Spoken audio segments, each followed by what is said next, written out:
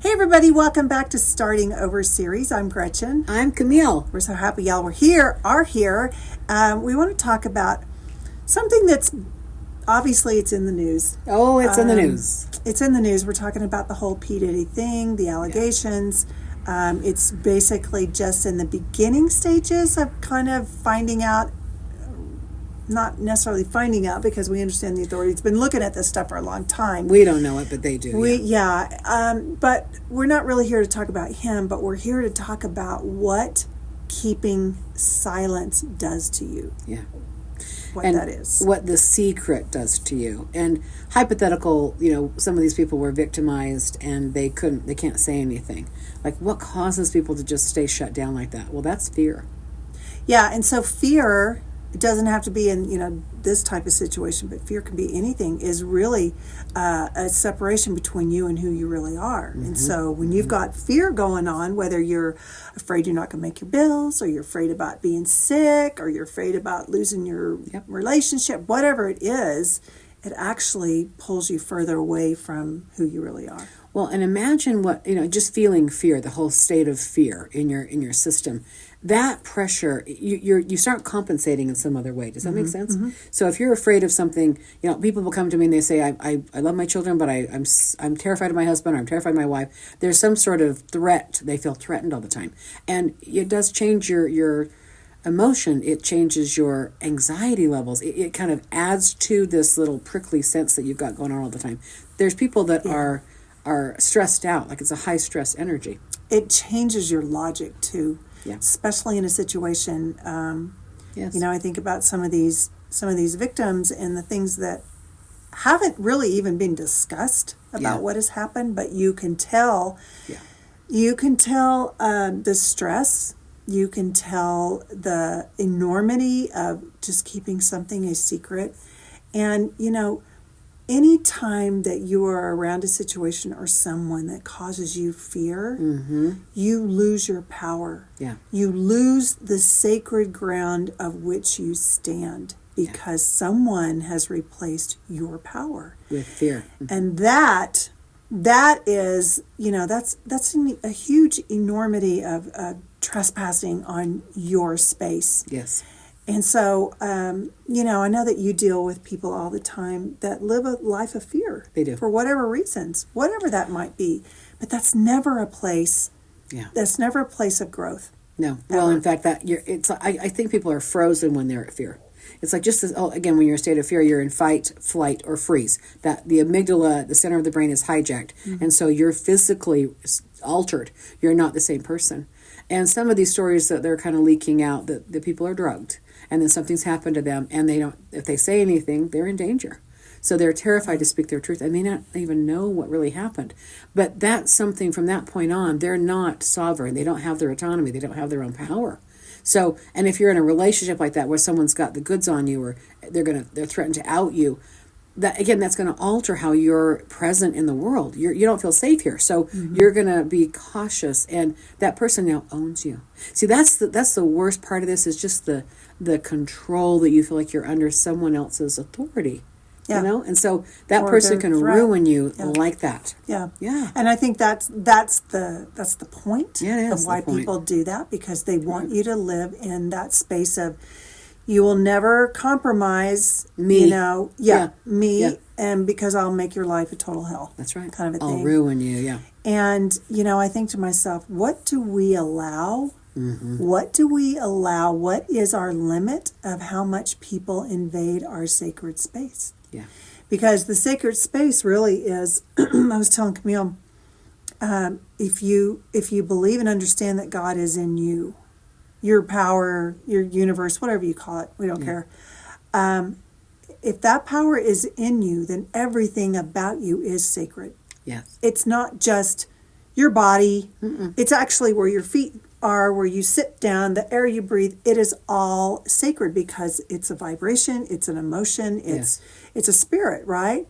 And when somebody threatens you through, coercing you or making you keep a secret, or keeping you in a state of feeling low and small. Helpless. All of those things are invading your sacred space. That's right. So how do you help people have a voice when they're afraid? I'll tell you what happens. They have to get a gut full of it. Meaning, and look, children are hard to help when they're in this kind of space because they are dependent upon their parents or whoever, their captors, so to speak, right? So sometimes if you're being abused as a child, really hard to get free of that until they can age out of that. That's awful. But it's hard to work with children. But people that are going through this kind of thing with P. Diddy, these people have to feel like at some point, I'm done. I'm done allowing that person to have control over me or have that threat over me. And I'll out myself. I'll tell on myself. Again, I have to have plan B figured out if he does do what he threatens to do. You have to have enough of it. You have to have the self-respect and the self-love that you realize you're already in prison. You realize you're already in hell. Mm-hmm. Like this is hell, that you are held captive by that kind of a human being. Yeah, absolutely. And I think the gutful is really when you are so far away from your alignment that you're like, no, the only thing that matters to me is to get back here. Yes. And whatever that means, whatever that entails, because even if it's not something as horrific as what a lot of these people have been dealing with, it could be, maybe you're in a relationship that is, you just don't feel loved or you don't feel secure, you don't feel safe, whatever it is. How much are you going to allow yourself to just keep moving farther away from who you are before you get to a place where you go like, wait a second. Yes. Wait a second. This is not healthy. This is nothing of who I am. Yes. I will put my foot down and I will stand up for myself. And it doesn't always have to be some big, drag out, terrible, horrific fight. No. It could just be you have a moment where you gain done. some power and you fight for yourself. You stand up for yourself. I say to people, well, I've got to turn on your self-preservation chip because, people that really do allow people to harm them or dominate, control. Look, I hate to say this, people that have trauma like that and people that go through trauma like that, they do physically get sick. Mm-hmm. It is taking your life force. It's taking your energy. It's taking your light. So if you don't hit the wall and have a gutful moment and say, I'd rather be dead than go through this. I'd rather be outed. I'd rather, live on nothing than go through this. That's when people have to get their own autonomy, their own power. And if they're purely doing something out of obligation, you truly are a slave that way. You really are. Yeah. Because when you get your own power, when you get the desire even to come forward and have your own power, you are actually depositing into yourself, saying to yourself, I am worthy of being defended. I am worthy of having a voice. Yes. I do matter. Right. That person's control over me is not happening anymore. Right. Nobody here on this earth is meant to be controlled. Right.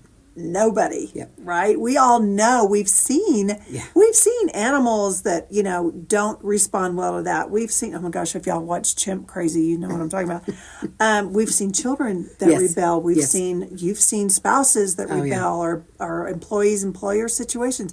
We don't do well with that. It's one thing to take authority and to have that respect as your boss or, maybe your parent, child, whatever. But when somebody misuses you and dominates you and belittles you or threatens you, controls you, yep, all of those things are interrupting your circle of safety, your sacred circle. You feel like you're property.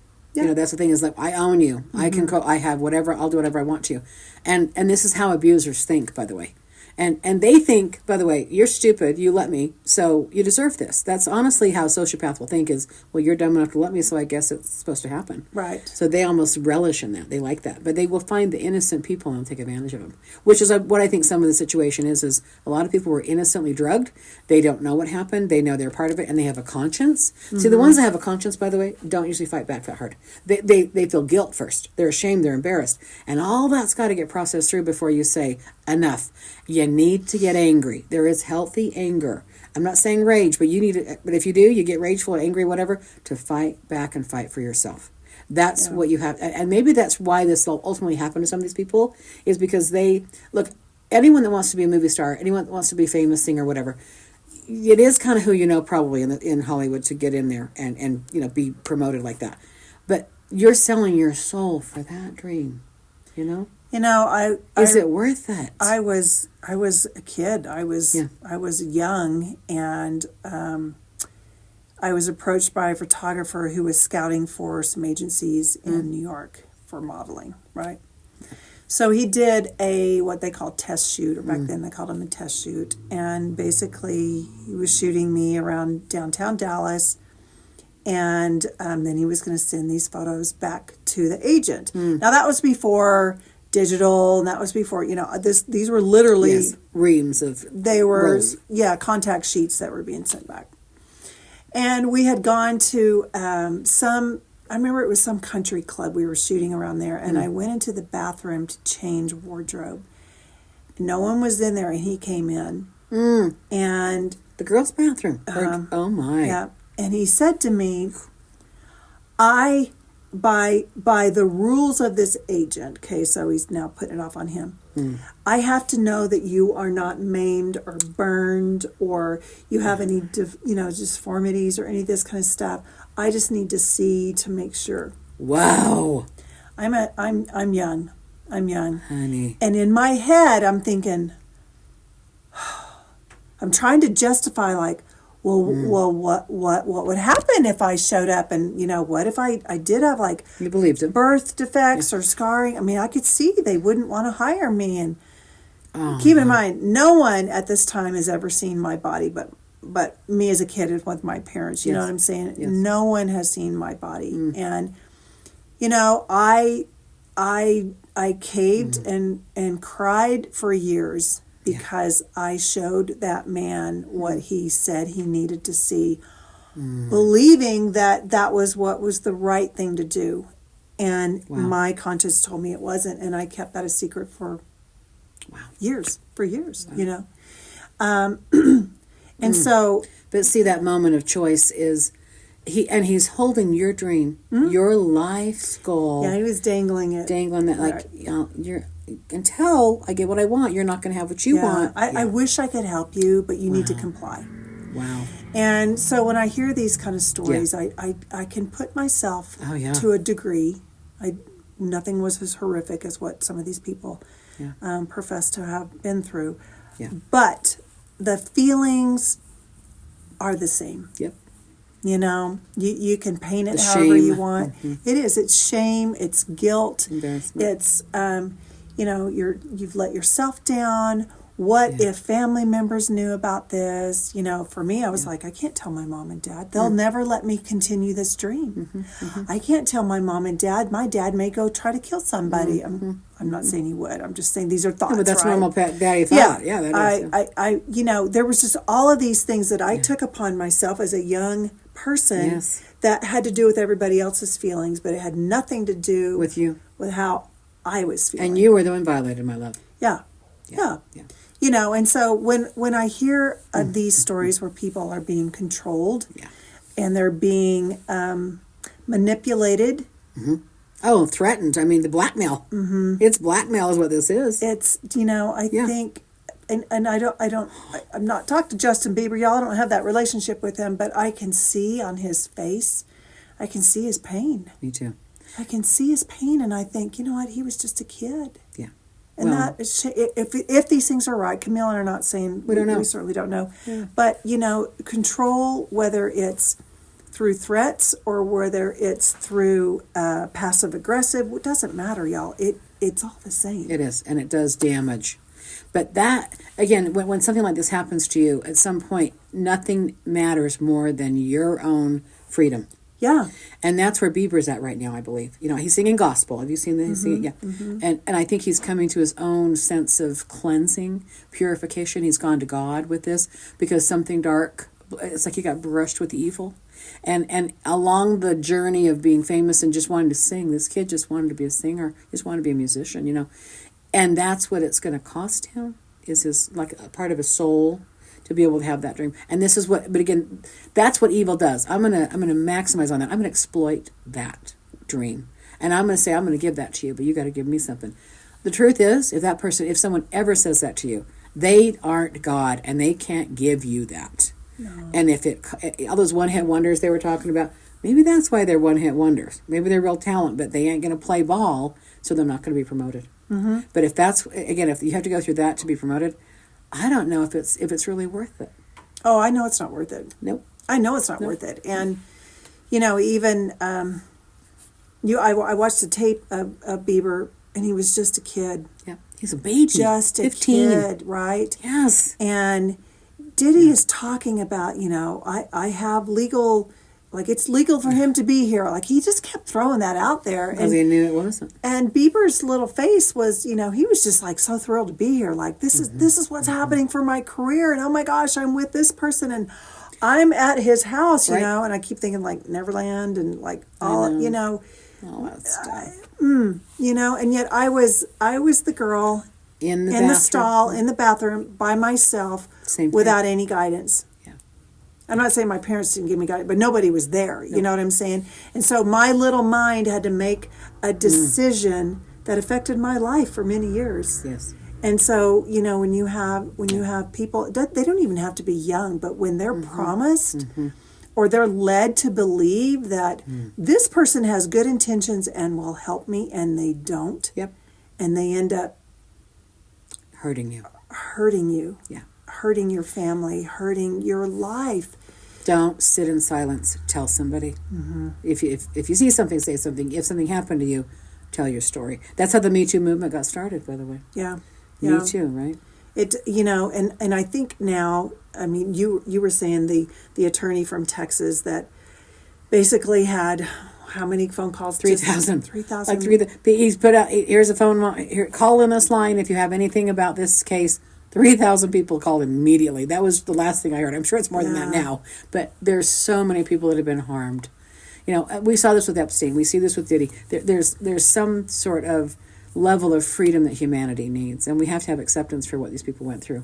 We do, and we have to, we just have to, we have to teach people. We just have to teach people how to stand firm in your own sacred ground. Yeah. Like there has to be boundaries, Yeah. I think back and I think, oh my gosh, I let so many business decisions or so many, quote, people that were there to help me. No, I let them break that barrier.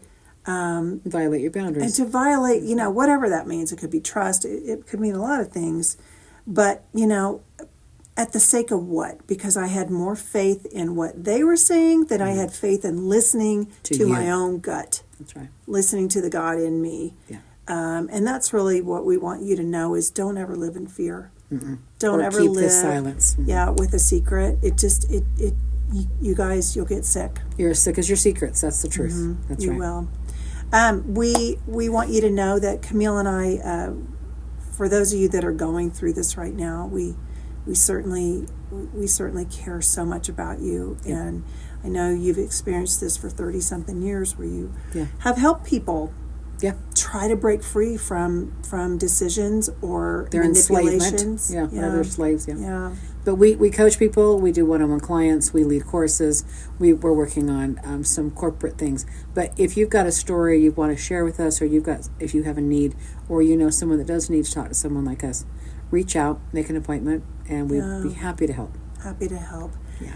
Again, you guys, thank you so much for watching. Thank you so much for supporting our channel. We look forward to doing this every week, and we'll see you next time, okay? Bye. Bye-bye.